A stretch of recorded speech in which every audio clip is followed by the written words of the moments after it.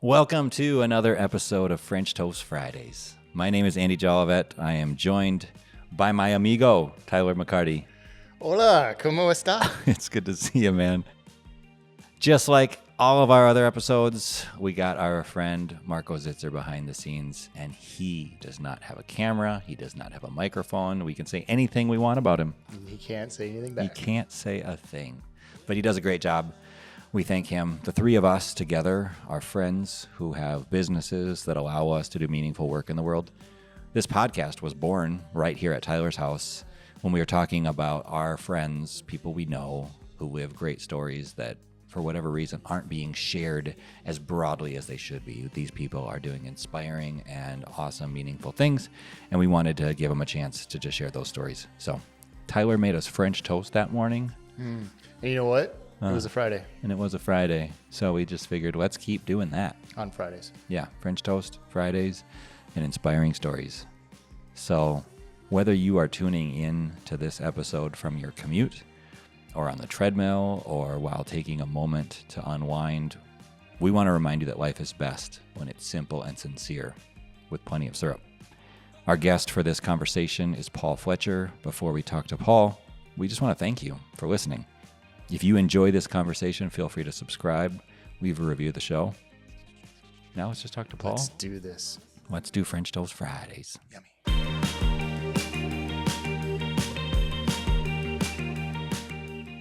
This episode of French Toast Fridays is sponsored by Oak & Glen, a creative studio with a passion for visual storytelling. Paul Fletcher is a dad, he's a husband, he's a hockey fan and coach. He's an obsessed lover of music, and if you live near Minneapolis or St. Paul, he's probably one of the voices you hear when you're driving to Target to get more tater tots. Paul Fletcher, welcome to French Toast Fridays. Yeah. Wow. What an intro. That was something. That might be the greatest intro I've ever gotten. If you're connected to Also, tater tots in might be Minnesota, the only. It is oh, it's royalty though. If you're involved in tater tots in the Twin Cities, I mean, you're That's up there. big time. Throw them in the hot dish. Yeah, Yep. yeah. Can you Yeah. in so many ways. It's the best way to enjoy a tater tot is on top of meats and peas and whatnot. Yeah. I think melted cheese improves it as well, but I'm not going to be picky. We never used cheese when I grew up. Yeah. I have incorporated it since, but Yeah. never had it in there with the cream. I didn't want to spoil the cream of mushroom soup, I guess. It's that health food that we all love. that glob. Oh, that you got the glob of light. whatever that stuff is. Yeah. Yeah. There's not an organic section of cream of mushroom soups that I've found I don't- yet. I don't think so. Fat-free. I don't think so. Fat-free cream Yeah. of mushroom. Yeah, It's like- I don't think they do small batch cream of mushrooms. No, I So believe they do not. Right. Well, we would love to ask you some random questions. We call it 5 questions. Whether we get to 5 or not, we'll see. It'll spin off on all sorts of other things. So we're going to begin with that, and then we're going to get into kind of your life, probably life more than career. Do you remember what your first job was? yeah, absolutely. Flipping patties at Burger King, baby. Oh, Nice. Let's go. BK. Yeah. Okay, that so was- how old are we talking? I can't remember if I was 14 or 15, maybe 13 actually. Wow. I was taking the bike, not driving, so it was definitely 15 or earlier. Did a little bit of everything there though. It was good. Wow. I enjoyed it actually. I like this I kid look knows back what on it fondly. this kid knows what he's doing. Let's put him on the grill. Flipping the burgers. Is that a fat joke? No. I'm just kidding. So where was this? I don't know how old He's you got the are look. exactly. I think you're probably a little older than me, but like, so Digital Underground Humpty Dance, which of course had to boost Burger King sales, or at least Burger King, I don't know, activities. Was that out when you were working there? Don't remember. Okay. So it wasn't don't- like you guys, yeah. part of your job was to go into the bathrooms and shoo people out because they weren't trying to live out that verse in the song. No, I never had that job. Okay. I was focused on the have it your way, Okay. you know? Yeah, I was focused on the burgers, and I don't think I did the drive-through, thankfully. But working a register at a fast food joint is impossibly nerve-wracking. Mm-hmm. A lot of pressure Yeah. for a teenager. Yeah, Yeah. I'd way absolutely. rather be out back on the grill. Well, was it the math part that was the pressure? Just the Making change? anxiety of getting the order correct, and seems like nobody's ever happy in line at a drive-through at a fast food joint. So, yeah, I don't really, I couldn't pinpoint it. I just had anxiety wash over me the second I thought of working on the register again at Burger King. And that was 150,000 years ago. Well, that might actually lead into this next question then. When you were a kid, whether it's that 13, 14-year-old range or earlier, what was your biggest fear?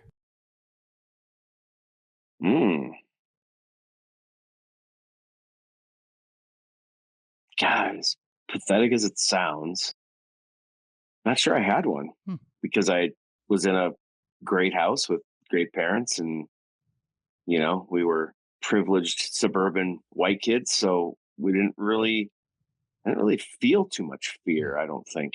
Trying to think of like a stupid childhood fear. I mean, actually, okay, I'll go to the parents' basement, the unfinished basement. That there was always this. It took me a second to get to it. I do stand by what I said, but the dumb like childhood stuff, I couldn't go up the stairs back up to the main level fast enough because there was always something behind me. I could feel it down my neck. I was always worried about the open stairs, like someone's hand coming and grabbing my ankle. That's what I always thought. Like I was running quick so they couldn't grab onto my ankle, whoever was down there. Anyway, whether it was a clown or... Yeah. Oh, that's creepier. Clowns in the basement. Creepy. Creepy. Yeah. Oh, boy. One word question. Aliens? Yeah, duh. Yeah. Have you heard about how big the universe is? Right. It's so idiotic, in my opinion. It's so idiotic and closed-minded and whatever else you want to call it to think that we're the only living. We're so precious that we're the only possible living creatures in this universe. It's silly to think anything else. Yeah. Have you knocked out Three Body Problem yet on Netflix? I have not. Do I need to? It alludes to that question. So all right, it's worth the watch. We had another guest actually tell us about it. He had just started it, and since then, Tyler has blown through it. Put it to bed. So I will. I'll put it to bed as well. Yeah. In the coming days, probably. Okay. What's the best thing, Paul, that you've done recently that didn't cost any money?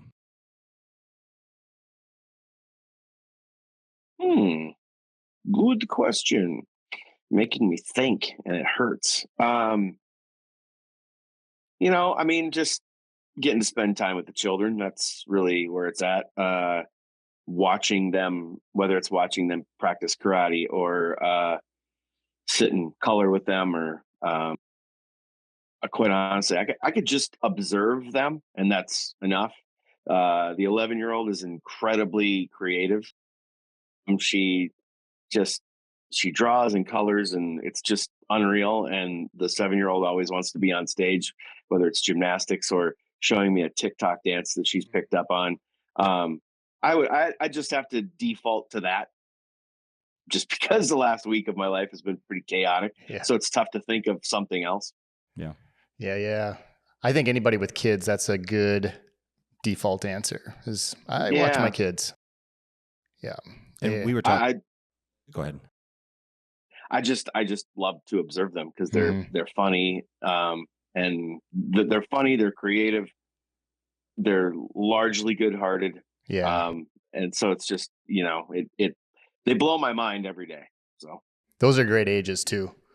A lot of stuff going on. Yeah, a lot of stuff. We talk all the time about wanting to go backwards. I have the 7-year-old, like for the last year and a half, I have her agreed to next birthday going back to 3 or 2.5. I got it in writing. Don't have the technology to make it happen. There's some to me that like 0 to 3.5 is just, I can't explain the desperation in me to recreate that. It turns out that they're really expensive, so we're not going to have any more kids. Daycare expenses during that time. Just overall. Just children in general. Yeah. I mean, I read the other day, and it's had to have gone up by now. No, I didn't read the other day. I read quite a while back, and it's had to have gone up by now. Something like $1.1 or $1.2 million from birth to 18. So, yeah. And there's no way that that's possible. I mean, because I won't make that twice. There's no way.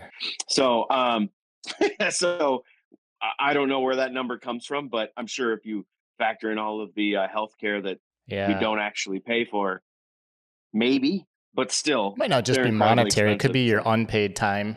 you're an Uber driver of essence, just driving around. So true. If you factor in all of that, that makes sense. Even if they're $1 million ahead, even if they're 500,000 ahead till they're 18, it's just a lot of dough. It's tons. It's tons.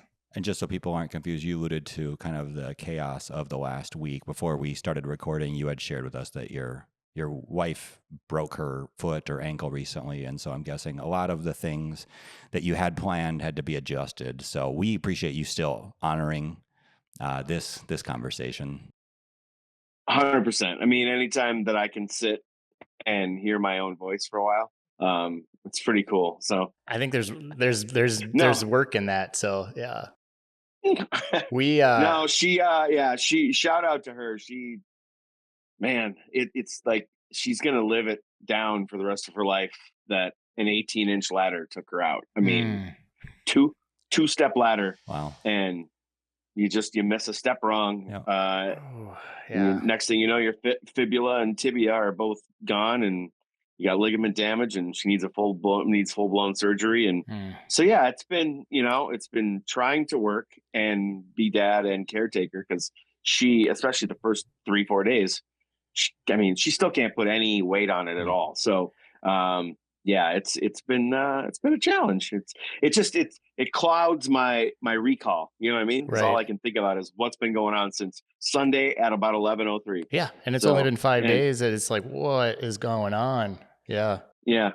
And everybody, I mean, you look around, and almost everybody you've seen probably has broken something. I mean, I think I've never have, knock on wood, but I think I'm probably in the minority of humanity of who hasn't broken something. And so it's not like this insane pity party, because almost everybody's gone through something like this, but we had never, neither of us. Right. And so and it being your significant other, it makes it even more challenging, because, I wish I could just throw the pain into my leg and we'll move on. I can handle it, but nope. I just got to help her in and out of bed, and she's gotten that down though. She can go to the potty by herself again. Just a little preview of what's to come 40 years down the road. Yeah. Well, and I'm going to get there first, so I got to take care of her. The good news is it wasn't the clown who grabbed her ankle when she was coming up from the basement. Right. So that's good. Clown still hasn't got her. Speaking of you not breaking bones, you should, what was that, Unbreakable with Bruce Willis, where he could never break anything, and then they threw on like 5 45-pound weights, and all of a sudden he started pumping that, and he ended up being the superhero. So that could be you. Should check that maybe later with the bench press. Yeah, nope. I already know the bench press. If you take all the weights off of it, I'll just hit the bar. Yeah, I bet I can. Do you get mistaken for Bruce Willis in public ever? No. Yeah. I might get more mistaken for Buddy Hackett, but One Bullet or who else is pudgy and mediocre looking? I can't think of anybody. We'll get back to that. We could offend a lot of people if we filled in their name there. This is why we'll just leave it. We'll just leave it at that. Nobody can be offended. Let's put a stop on that one. I'm just making fun of myself. Yeah. Hey, so good story though, which it says a lot to what you do and what you mean to a lot of people. I drive my kids into school, and we listen to a certain radio station that you are on, 97.1. And we had a really a hectic morning this morning getting everything together. And my son Levi, 11, goes, "Dad." And I'm like, "What?" He goes, "Paul Fletcher's still not on the radio." I was like, "Oh, I know, buddy. I might talk to him later." So wow, it's pretty cool that even my kids recognize when you're not at work. That's a cool thing. I need to, that's, and I mean, and quite honestly, that's really what it's all about. Like, if you make no mistake, I'm never going to complain about what I do for a living. Could I be making more money? Sure. Are there days that, like within the reality that you live in, are there days that are a struggle or challenging or just piss you off, whatever? Sure. but you know what? And I actually have personal experience to draw from, because before radio, I literally fell into it. It was like just a lucky bounce, and then I worked my tail off. But before that, I was going to Dunwoody Institute. I was going to work on cars. That was one of my Wow. first loves. And so I knew after a year and a half of Tires Plus and my hands constantly being cracked and dirty perpetually. It doesn't matter how much of that lava soap you use, they never get clean. It doesn't matter how many showers a day you take, you still stink. Yeah. You've probably got an open cut somewhere. And, you know, at times your body is sore, even if you're, you know, an 18, 19, 20-year-old. So I know what real work is. So Yeah. that said, though, there are days that you just get like, oh my God, you know, like I just, you know what? I want to be independently wealthy and just not do this anymore. And then you hear stuff like that. And I mean, because that's really what it's about. It's not about the company you work for. It's not about the people you work for. And I'm not even slighting them. But when, you know, when you have bad days, it's usually one of those two things, right? It's not, but it's not about that. It's about the relationship that you try to build with the people that, you know, you're lucky enough to have listened to you. So to hear that, yeah, that's pretty awesome. It makes me, I got to get back to it. It's going to be a little bit yet, but I got to get back to it. Yeah. Well, you've had some good fill-ins. I mean, they're getting the job done. So Good. yeah. Good. Hopefully not too good though. Yeah. No, it's not you. It's interesting. I was thinking, I wonder if Paul listens to the radio when he's not supposed to be at work. I mean, it's like, do you listen to your station when you're driving around work? I mean, or do you listen to other stations? Because, you know, it's kind of the competitor. Careful how you answer this question, Paul. But I mean, you can gauge yourself against other. You got your phone hooked up and you're listening to Pearl Jam, right? I'm not worried about how I answer the question. Like, Yeah. if they don't like my answer, they can go, you know where. Yes, the answer is yes to all of that. Okay. You know, you listen to your own station for sure. You flip around too. You know, like I'll give a shout out to one of the stations in our building. There's just something about driving around on a Saturday with the entire family in the car that Cool 108 just is great. You know what I mean? So, but yeah, you know, you listen for pleasure, but you also listen tactically, if you will, Right. to the competition and to yourself. And but then yeah, there's also busting out Apple Music and throwing Taylor on shuffle or Pearl Jam on shuffle or a bajillion other artists, you know, or whatever. So so it's a little bit of everything. That's why I said it's yes. It's all of that. It's What you all said. yes. You know, you brought up Cool 108. We had that on the other day. Sorry. But they can't claim themselves as the oldies anymore. I'm pretty sure they threw down a Three Doors Down song or something like that. It was. You want to tell him, Paul?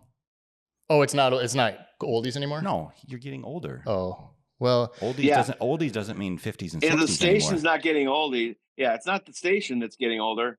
It's us. You, bruh. Yeah, I about fell over when I heard California Love by Tupac and Dre on Cool 108. It was like, what? Do they have a line drawn? Is it like 90 something right now? Is it always 30 some years? I think they crossed that line. Same building, same company. Yep. No clue. Okay. I have no idea what their philosophy is. They have to have some sort of. Oh, there's a line for sure. I just don't know what it is. Yeah. But also, I think, you know, much like we do the same thing. Like we have our own lines, but there's an exception to every rule, you know? Yeah. Like, so to me, it's no matter what station you are, and I obviously can't speak for everybody, but I have to imagine that almost everybody in the industry subscribes to the same philosophy in some capacity. Yeah.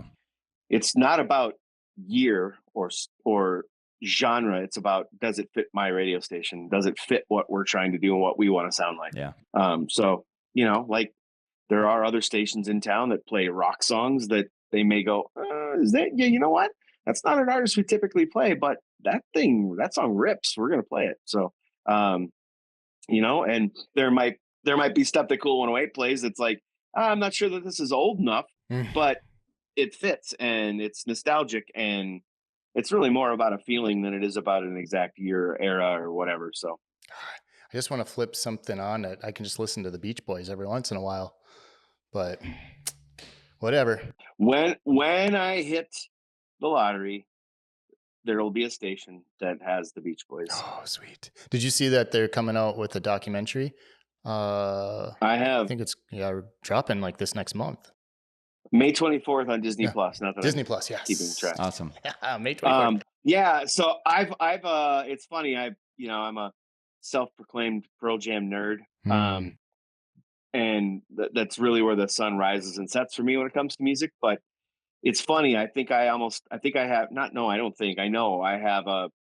have this really, really deep emotional connection to Brian Wilson, and I don't know why. I mean, the Beach Boys as a whole, but Brian specifically, just because I would consider myself a hobbyist historian of the Beach Boys and Brian Wilson, by no means an expert. But so my point is that I've ingested about every bit of content I can find, whether it's reading or watching or listening or whatever. And I'm still excited for this documentary. I don't think I'm going to learn too much more than I've already learned. But Disney is just so good at storytelling that I can't wait to see how they present the story that is, because it's, man, that Brian Wilson, man, we throw the word genius around a lot. Oh God, what a genius move, or what a genius decision, or that person's a genius. He's actually a genius. Yeah. And and at the same time, so much pressure and lives such a tortured life. I just hope I hope he's having nothing but joy from here on out, from here until the grave. I hope he experiences nothing but happiness and joy, because he's given us so much, and so much was expected of him. So I wish that guy nothing but joy. One of my favorite quotes to reiterate was in a Netflix documentary called Echo in the Canyon that was all about the California sound. Tom Petty was in it talking about Brian Wilson, and it was a story of like kind of this California in the 60s and how the California sound came to be, because that's really kind of when it formed. And Tom Petty, he validated every thought, because Tom Petty's got way more credibility than I do when it comes to music, but he validated all of my thoughts on Brian Wilson. And he said, quote, "I really haven't heard anything that Mozart's done that's any better than Brian Wilson." Wow. That's and big. I was just like, all right, that's kind of what I've thought. And so I mean, just when it comes to being what's it called? A composer. I mean, great songwriter, great singer. The harmonies that he put, but his composition is really where it's at. I mean, the guy he could put it together. Unreal. I mean, when his Pet Sounds album from the 60s, he didn't have Pro Tools. He had Pro Tools and endless tracks to record on. I mean, he couldn't record it all at once. He had to have that stuff in his head. Sure. Bro had to have a playbook, man. And it was all up here. And it was like, okay, maybe have 4 tracks or 8 tracks to work with, record this much, and then dub that down and mix it and go, okay, now we got to put this over that. And we got to put this over that and this over that. And just like to get the depth that he got, I can't even imagine what it would be like to live inside his head. People say they want to be a fly on a wall. I want to be like a piece of tissue in Brian's brain, and just absorb how the hell he perceives the world. It's unreal. Just a beach towel under Brian. That's what I'd be. God, I love that guy so much. I'm 44 years old. We as a family would hit the Minnesota State Fair a good amount growing up, and the Beach Boys, I don't know to what extent the whole group was there when I was young, and we got there and I had the corn on the stick, had a bunch of deep fried stuff. We did the potato slide, I think, for a nickel. It's the corn roast, and it's not on a stick. So corn roast, the cob serves as a stick. Yeah, that's right. We use the leaves and the cob as a stick. So I was thrown off by the napkin around it. Now you're making things up. No, this is for real. Anyway, after the tilt-a-whirl, I did not feel good, and so we had to forego and leave before we went to see the Beach Boys that night there. Oh my gosh, has your family forgiven you for this? I am so sad about that. Yeah. So yeah. I was lucky enough that my parents didn't really, that I know of, go to a lot of concerts, but for whatever reason, every year the Beach Boys were at the State Fair, we were there. And I think that part of what, and I mean, it like the Beach Boys fandom in our household even went so far as to, like, if we went to Valley Fair, usually there was an annual trip to Valley Fair. we didn't miss the band shell and the white sidewalls. I mean, it was yeah. Because they would do, a handful of Beach Boys covers. It was Beach Boys and Fleetwood Mac in the car when I was growing up. And so it was, like that. And for whatever reason, the Beach Boys I guess it's that brilliance that I alluded to before. It's never left me. Right. Fleetwood Mac, I have some songs that I really, really like, and it sounds like my childhood, but I don't dive deep into Fleetwood Mac. But the Beach Boys, it's like, I don't care if it's a silly car song or a silly surfing or girl song or one of the super deep songs about Brian's tortured life on Pet Sounds. It's all just so brilliant and timeless. Yeah. This episode of French Toast Fridays is sponsored by Align Coaching, guidance to live in alignment with your purpose and values.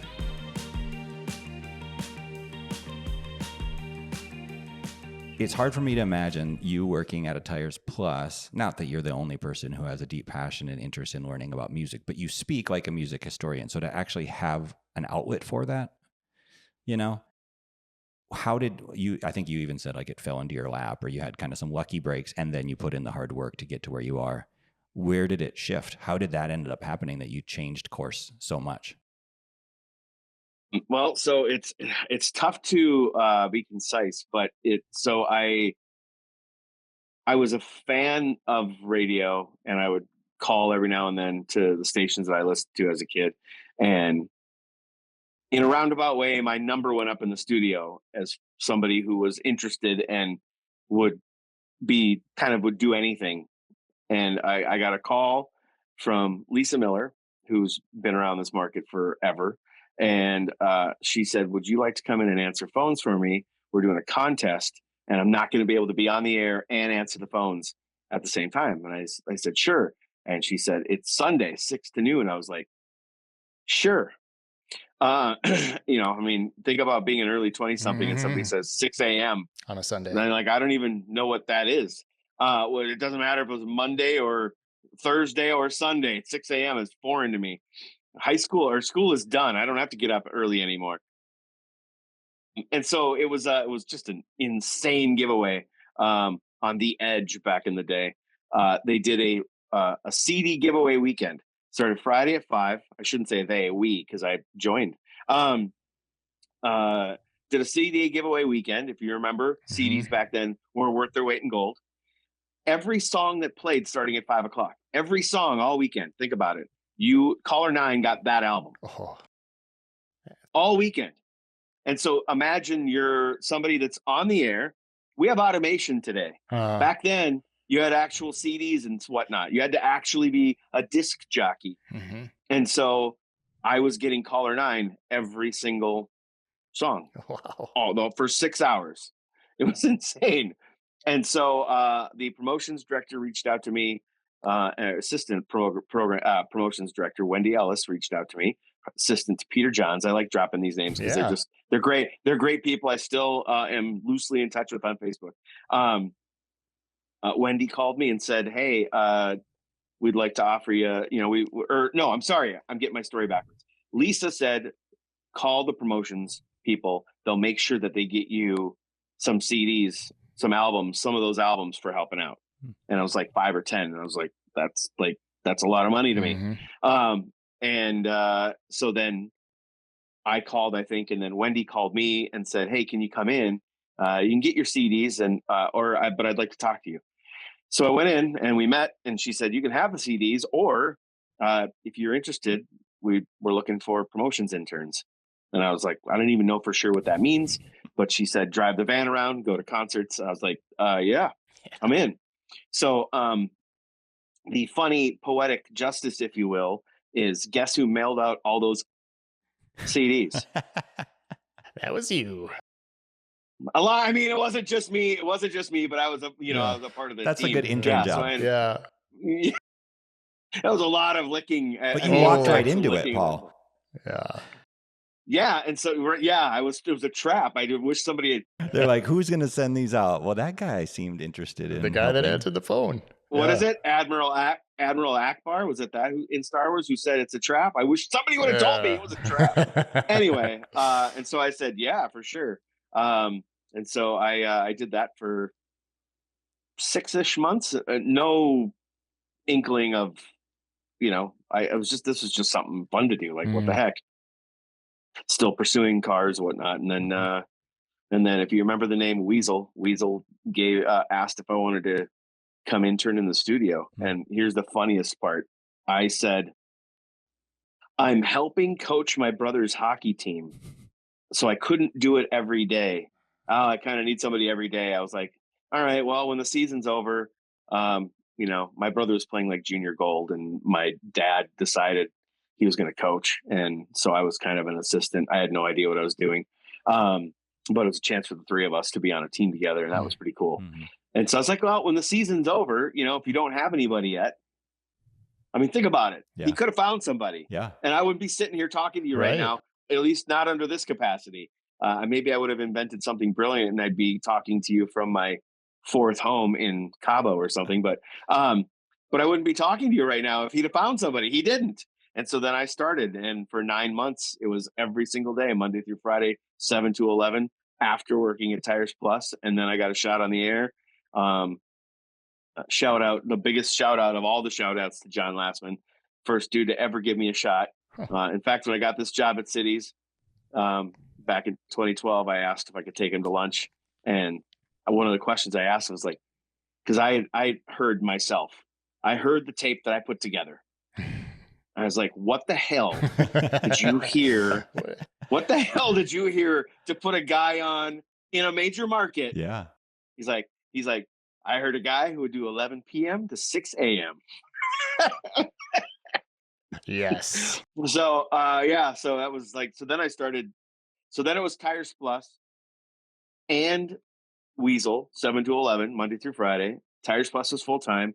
And then I was on twice on the weekends. Wow. On the Edge. What year are we talking about now? 96. Okay. And dude, I don't remember how long it lasted. The interning and the weekends, but those were, sleep was just lucky if I got any. Rare commodity. It would not be uncommon to do some Fridays I had off because, like those kinds of jobs when you work Saturdays or can work Sundays because Tires Plus is open 7 days a week. So let's just say it was a Friday I worked and a Saturday I worked. I generally got Sundays off because I had enough tenure at that point and said, look, I want to pursue this a little bit. Can you be flexible? So I would work Friday, 7 to 3, come home. Mom would make me lunch or dinner or whatever. And I would maybe, I wasn't big into naps. I was in my 20s. Who needs a nap? And then I'd go to the radio station from 7 to 11. And then I'd be on the air from 11 to 7-ish or 6. And then I'd go home, sleep for a little bit. And it actually got to a point. I had a really cool manager at Tires Plus where I would wake up at the time, like the last minute to go in, and I'd call and say, hey, is it busy? And he would say, no, you can sleep another hour or two. And so I would go in anywhere. So I'd get home, go right to sleep. And then I'd go in at 11 or noon until 5, 6, 7. And then I'd go home, maybe catch a little nap and be back at the radio station from 11 to 7. And then I would sleep all day Sunday. I forgot did 3 shifts. And then I would go back and I was on 6 p.m. to midnight. I wasn't on the air much. I mostly ran shows that we had. But yeah, that was my routine for months. Wow. Jeez. And then you eventually got to give up Tires Plus. Nope, still doing it. Manager at Tires Plus still. I'm an assistant to the regional manager at Tires Plus. Get it right. You should change that on LinkedIn too. I should update that. You're right. I should. What are the best and worst radio shifts? Because I think about the early morning one, and it sounds like the worst. Is that the actual worst? I mean, my mornings that I'm on right now, 6 to 10 is supposed to be the main slot, the slot you want. It's 4:30 is painful. I'm not going to lie to you. The overnights is brutal. I mean, especially they're, largely non-existent today. But yeah, there were times, man, holy smokes, when I'd do that second 11 to 6 or 7, whatever it was. The worst part was I'd be on the air for most of the night And then at the very end, I'd have to run like the Sunday morning PSA shows. Oh, and they were on like cassette or something. There would be times where I would set an alarm on my phone because I had, the earliest of phones back then or whatever. Yeah, I had to have because that's what I did. You would just kind of like do this while that show was running because it was uninterrupted. You didn't have to do commercials or anything like that. And I would actually doze off for 20 minutes at a time, get up, show it end, swap out the cassettes, and go right back to it. Like, so the overnights are brutal for sure. There's got to be stories of radio DJs falling asleep. Yeah, under and those not waking circumstances, up. right? And did you have what was the backup? Like, who was there to make sure that you didn't fall asleep? And people would be calling into the station like, "There's dead air." If you're a carpenter, how do you not, pound your thumb with a hammer? Yeah. You just don't. Yeah. You just don't fall asleep. It's not that it hasn't ever happened. It's happened plenty of times to plenty of people. I can't imagine that anybody doing radio hasn't worked a crappy shift and hasn't fallen asleep at some point. Yeah. Waking up's the important thing. Yeah, it is. And then making sense. And making sense when you realize like we've all been on those long road trips where we're like, I should not be driving still right now. I am delirious. And now all of a sudden you're like, I am on the radio. People can hear what I say as I say it. Yep. Yeah, that's happened many, many times where you just like, you know what? I know for a fact that I think it was 97. It had to have been like 97 or I don't remember. Yeah, I guess it probably went on for 9 months before I got, like a full-time gig because I would still have to be working another job. Anyway. But yeah, I can remember for sure having a phone and setting an alarm during a long song because I was that tired. It'd be like, oh, it's 4:00 in the morning. Who cares? Let's go to cut 2 of Oasis, Champagne Supernova, and play the 8-minute version. Then I can take a nap. Think about that. Think about you're so tired that you're going to take a nap during an 8-minute song. Anything to get it in. Yeah. Well, we're glad you made it to where you are now. Yeah. And you're not sleeping right now with us. Yeah. So thank you. So far, you haven't set your alarm too. during this that we know of. And I think you've stayed awake that the you whole know time. Of. Right. That you know of, yeah. I want to shift. I haven't set the alarm. I want to shift gears away from radio. I don't know how much time you have left to chat with us, but I've heard about the thing you're doing where it's probably combining travel and family, which I would imagine are two things you love. Tell us a little bit about how it came to be, because I'm guessing your family took vacations anyways, and then you get this opportunity to do it with other people who maybe know who you are as a on-air personality, but you're getting to share it with your kids and your wife and meet other people and go and see the world. Yeah, I mean, it's no slight to my parents, but, like our crown jewel trip when I was a kid was, the Black Hills, And the one time we were going to venture beyond that, was we were going to go to New Mexico, big family outing. I mean, Clark Griswold, the wagon, the whole thing, right? And my grandpa got really, really sick. And so we got to Colorado and had to turn around and come home. Oh. So like, that was the extent of travel was never really anything. I traveled a little bit. I mean, this will paint a picture of how things have changed. My first time on a plane was when I went to my first interview for my first full-time gig in radio. So I was like 25-ish. We didn't travel. It wasn't something, and it really wasn't a big thing for me. I think it's one of those things that as I've gotten older, it's, I don't want to turn this whole thing controversial, but you also start to you form your own opinion about your own country and the way the rest of the world lives and the way the rest of the world thinks, et cetera. Mm. And so you want to explore that. And as long as I was an adult, I wanted to go to Iceland. And so that's really how it all kind of started. And I can't really tell the story without giving a giant plug to Michael Kenny at Define Destinations, because he's the dude. So here's a guy who, I just sound like John Madden right there. Here's a guy who from my understanding, he was like a big time travel agent at a big time company and was like, I'm done with this, and started his own thing. And so his whole idea was, I want to make insane international trips affordable and accessible to everybody, or at least a larger portion. Because, I mean, outside of a group trip like this with defined destinations, who the hell's going to Croatia? Right. Yeah. Nobody. I mean, like the 1%, right? And so, I mean, that's not the best example. It's just the first thing that came to my mind. It just kind of, I don't know where we got the itch. I guess just the availability of it. He and I had a conversation, and when I told him I really, really want to go to Iceland, I don't know why. It's just I'm drawn to it for whatever reason. I'm just not sure I want to share it with a bunch of strangers. And he's like, I understand.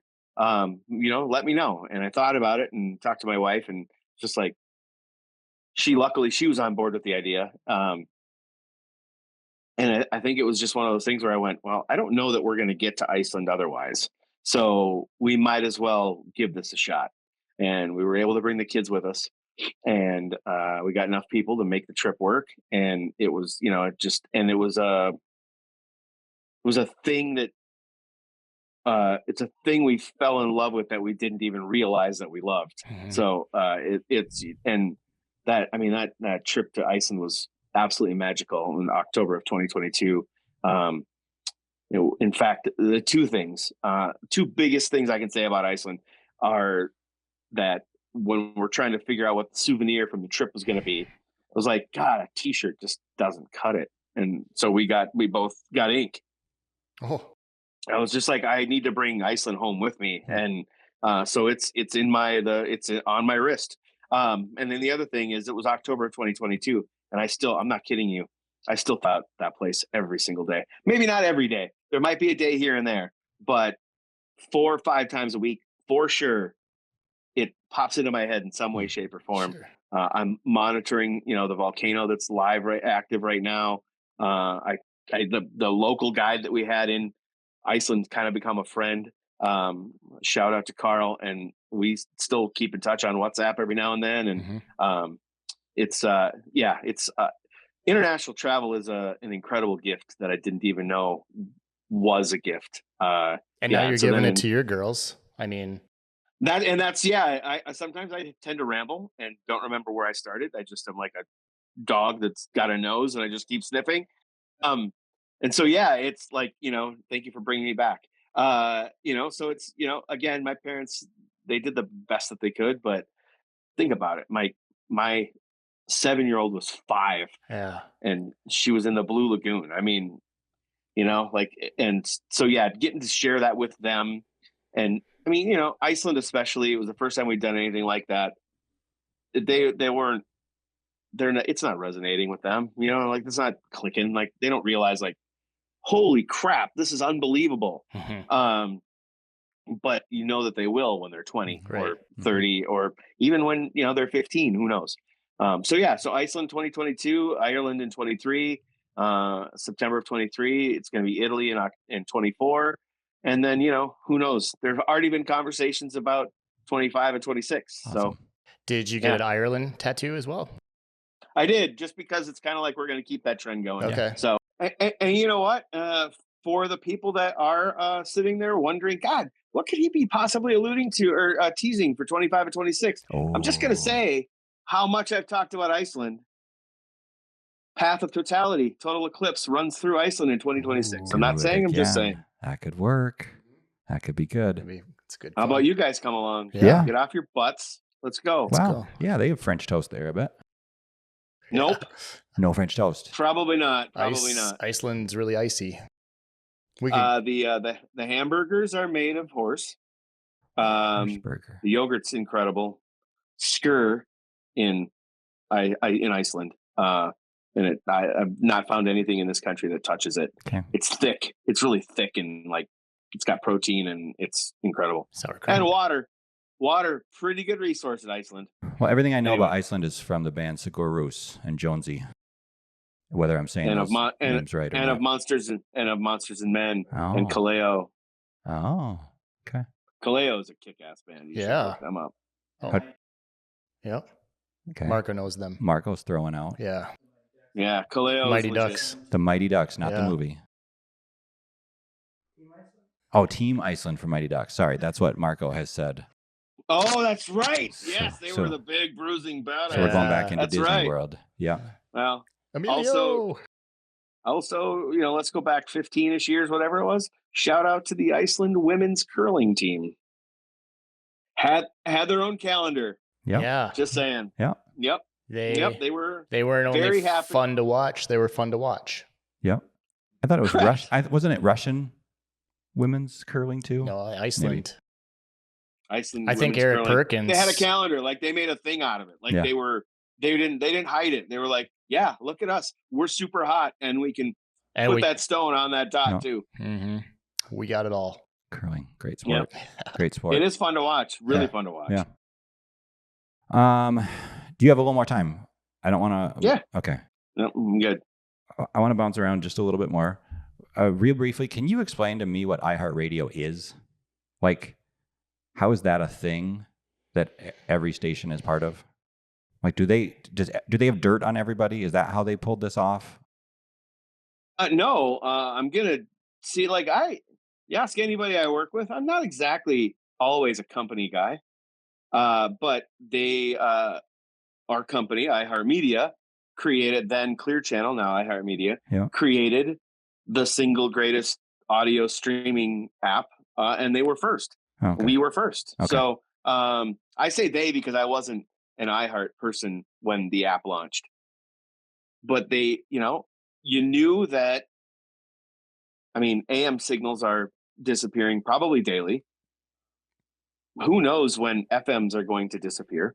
Eventually, probably everybody's going to be listening in their car still on an app. And so they just had the vision and foresight to have that first. And how many times does it happen? First to market wins. Yeah.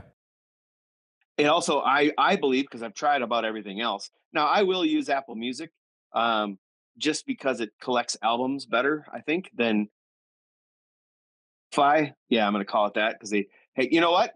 Let's get it out there. If you think you're super cool and high and mighty because you use Spotify, you're not. You're using a crappy algorithm that pays nothing to artists and treats them like trash. And you should delete that piece of garbage off of your phone today. Anyway, so but Apple Music does a great job of grabbing, putting albums together. It feels like old school listening to me. But iHeartRadio is free and again, first to market and has everything. You can do your Spotify type of listening where songs are suggested based on your likes, etc. And then you can also grab every radio station in the country. It just made sense for every radio station, whether they were iHeartMedia or not, to get on board because it's an awesome app, man. It's really well done. So I think that's why. That's what iHeartRadio is, and that's why. Okay, that's a good answer. That's good. I appreciate that. Yeah, and the company's happy that I just said. Yeah, right. I'm sure. But I believe it right down in here in my heart. So yeah. In your heart, in your iHeart. Yeah. Ooh, my hearts of hearts. High and the bottom and the backside, the dark side of the heart. Oh, that's where the purple blood is. Yeah. Pink Floyd's top 5. Yeah. So dark side of the heart. Yeah. You play it in reverse and watch Wizard of Oz. It all makes sense. I think you're supposed to play it in normal order, like front to back, but not from the very front. beginning of the. There's a certain part in the. You have to hit play right when the lion roars. Dude, forget all of that. Just go to YouTube. Somebody synced it for you. They did. My physics teacher. Oh, I was going to give her a shout out, but I forget her name. In high school. Wow. We did that. We had block schedule, so we had 86-minute periods. So we had time. She ran out to her car, got the CD, fired up the movie, and we did it. The one song I remember the most was Money, and there was like some cash registers or something in the scene that like Correct. Was it where it was obvious that it was lined up. Huh. What did she go? Did she stop at her trunk quick and grab acid too? I don't. Yeah, she was like dancing around all weird in the back of the classroom. Y'all were tripping. Tripping in high school, watching physics. that. By the way, quick because I'm the music nerd. I'm just gonna, for those that are watching that are Pink Floyd fans, I'm just gonna blow your mind. Dark Side of the Moon is not the best Pink Floyd album. There, I said it. Whoa. It's just not. It's the Wall. It's the Wall. Duh. Anyway. Yep. Good. I think we probably prepped you for this, but one of the things that we like to do is give every guest an opportunity to plug a cause or namely a nonprofit that's doing something in the world that they believe in, that they support. And then as a thank you for being on French Toast Fridays with us, we'll make a gift to them. What would you like to give a little promo to? Can I do 2 honorable mentions and then my winner? Yeah, happens more than you think. Yeah. The 2 honorable mentions, just because our oldest Elsie was born with a very rare disease called Hirschsprung's. She couldn't poop like that. I don't really know how else to word it. She couldn't. She had a blockage in her colon. And so if not, well, we had 3 appointments at our pediatric physician, and they were stumped. And so they said, you should probably go to Children's. So we went to Children's, and within 11 hours, I think probably a lot less than that, they had her figured out, cleaned out, prepped and ready for surgery. If not for Children's, we probably, that just hit me like a ton of bricks. If not for Children's, we probably don't have our daughter because the other doctors had no idea what the hell was going on. Yeah. Wow. She legitimately looked like, I hate to, I don't know if it's politically incorrect to say it this way, but if you can imagine the little Ethiopian kids in the 80s that we saw on TV all the time with the distended bellies and stuff. Yeah. That was her, because she was, pardon my French, I know that we don't swear a lot here, but she was literally full of shit. And so, it stands to reason she'd have gone toxic or septic or whatever the hell they call it, if not for Children's. And then while we were at Children's, we were lucky enough to be on the same floor in a room, no money required, no information other than a super basic name, address, phone number, maybe, I don't even remember, maybe last 4, not even that. No, little piece of paper we filled out. We had a hard line in the room, a shower, a TV, at the Ronald McDonald House inside the Children's Hospital. So, so that allowed us to sleep, because we knew if the nurse was going to reach us, we weren't worried about a cell signal. We had a hard line in the room, and that allowed us to sleep. So Children's and Ronald McDonald House, I've done a lot with them over, more, 5-10 years ago, but still amazing institutions that we're incredibly grateful for. But the one that I'm involved with now, and that I'm just so incredibly proud of, and they take one of my other loves, the one love we haven't touched on, hockey, is the Hendrickson Foundation. That's the one that I would like to shout out. So what we do with the Hendrickson Foundation, the tagline is "Hockey Changes Lives." What the Hendrickson Foundation does is to give those with physical and cognitive disabilities the opportunity to be a part of a team and to take part in this incredible game that has given me a ton, maybe probably more than music or anything else in my life. Because I go back to 3 years old. It's given me memories with my dad, memories with buddies growing up, insane just because of my stupid proximity to people that I've idolized, given me insane opportunities to meet and or skate with or have unbelievable experiences with people that are really good at the game. There's special veterans, which is, we call it warrior hockey, sled hockey, which is mind-blowing. Those that are, either waist down or even knee down, that can't skate, and that in a traditional sense. And then there's others that have picked up like blind hockey. You want to have your mind blown. Yeah. Catch a pass on a rink from somebody who can't see. Wow. I tap my stick on the ice. Boom. It's there. It was unreal. Yeah. And so coming up June 1st, not sure when this is going to be, but I'll word it like this. Every year we have the Hendrickson Foundation Hockey Festival, which is the largest of its kind in the world. There'll be 1,400 athletes there this year. I believe that's the most we've ever had. With tournaments in all of those different divisions that I just mentioned. Part of that will be, and then in the middle of all of it will be a celebrity game with a bunch of just, past greats, et cetera, that will hopefully enhance and just add entertainment to all the athletes that are there for that weekend.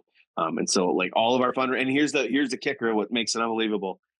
Almost everything I've mentioned is free. Wow. So almost all of the fundraising just goes to creating money for that hockey festival. I don't, you know what, I don't get as involved as I'd like to sometimes, just because I'm so caught up in my own life. But so I don't know the hard numbers, but it's, well over $100,000 raised every year to assure. I mean, they get, if they need them, they get gloves, they get helmets, everything, and it's available to anybody that wants to play. We'll have, the trips from teams from all over the world come, Texas to Europe to Canada, etc. It's all free. It must be an indoor venue, right? If it's in June. Say that again. It must be indoors. So we take over the National Sports Center. Oh, you do? In Blaine. Okay. Yep. It's 12 rinks or something like that, and we pretty much own the entire place. Wow. Okay. And it's just an incredible weekend. It happens May 31st or May 30th to June 2nd, I think. And it's just when you get to see those, especially the kids. I mean, the adults are cool too, and you've got. Well, you know what? And you can even take it a step further, like, kids for sure. But if you've seen, let's just say you see some guy or gal that has been in the thick of it, war over in the Middle East, whatever, and they have the bond that they have, but then they get, you see their reaction, their passion and their joy when they get to hoist a trophy at the end of that weekend. You see how much, and this is somebody who's done unbelievable things in their lives. So to see how much it means to them, it's just, it's so unreal. Awesome. Yeah, cool. It really is. So that was just another honorable mention, right? I think that was his name. That was the one. Okay. Yeah. Nice. The honorable mentions were Children's and the Ronald McDonald House. Both awesome. Hendrickson Foundation, where it's at. Yeah. Wow. Well, hockey changes lives. Music changes lives. Correct. Medical care and family support change lives, obviously. Tires Plus changes lives. Well, tires are important. The car wouldn't go without them. The cheeseburger at Burger King changes lives. Ultimately, everything you've done, Paul, has changed people's lives. Yeah. Well, we're grateful for you. We are. We hope that everything with your family and with your wife starts to get back to normal soon. I'm sure she appreciates you being able to help in all the ways that you're stepping up, even beyond what you normally do. So, well, we will be sharing information on our website, FrenchToastFridays.com, about the defined destinations. So nice. Yeah. Your trip's coming up. I think Italy is the come next along one. To Italy. Yeah, come along to Italy. It's going to be insane. And not that people necessarily need links to remember about Children's Hospital and Ronald McDonald House, but we'll post those and then the Hendrickson Foundation. But we really appreciate you. Keep up the good work. Keep living a great story and inspiring others to do the same. Thanks again for being on French Toast Fridays. Thanks, Paul. The same back to you guys. Thanks for the time and the platform to babble about all this nonsense, and the same to you guys, because obviously, I don't know if you've heard, but there are roughly 2.17 billion gajillion podcasts, and it sounds like you guys have found a cool little niche, and you've got a great backdrop. Yeah. I love the angle of the ceiling and the fireplace, and I think it's a cool little. I know Tyler has good taste, just in his Ted Lasso, and we didn't even touch on Ted Lasso. Good night. I saw him. Okay. I saw him. I saw it on the MacBook there. But you guys have, you found a cool little spot in that world, and just there's always more room for positivity, and that's what you guys are bringing. So thanks for that. Yeah. Thanks a lot, Paul. This episode of French Toast Fridays is sponsored by Legacy River Coffee. Legacy River, savoring tradition, one sip at a time.